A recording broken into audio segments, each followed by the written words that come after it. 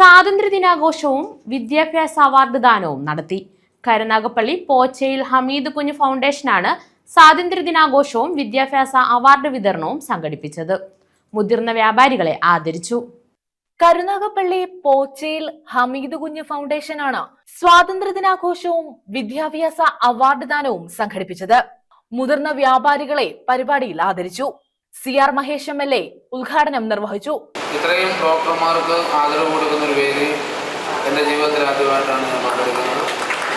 മാത്രമല്ല, ഇവിടുത്തെ ജീവനക്കാരെ സ്വന്തം സഹോദരങ്ങളെ പോലെ കാണുന്നത് കൊണ്ടാണ് ആ ജീവനക്കാരുടെ മക്കൾക്ക് ഒരു സന്തോഷം വരുമ്പോൾ തൻ്റെ കൂടി സന്തോഷമായി കാണാൻ സാധിക്കുന്നത്.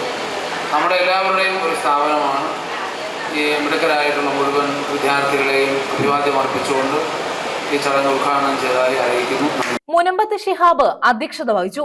ഇത്രയേറെ ഡോക്ടർമാരെ പങ്കെടുപ്പിച്ച പ്രോഗ്രാം കാണുകയില്ല. അത്രയേറെ ഈ ഞങ്ങളുടെ പ്രവർത്തകരായുള്ള 10-400 പേരിൽ നിന്ന് ഈ 96 പേര് തിരഞ്ഞെടുത്ത്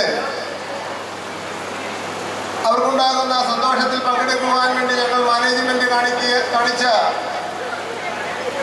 ആ സന്തോഷ വരവേൽപ്പില് നിങ്ങൾ കാണിച്ച സ്വാഗതാർഹമായ ഈ സമീപനം എക്കാലത്തും നമ്മുടെ ഈ പ്രസ്ഥാനങ്ങൾക്ക് വളരെ മികവ് പുലർത്തുന്ന ഒന്നാണ്.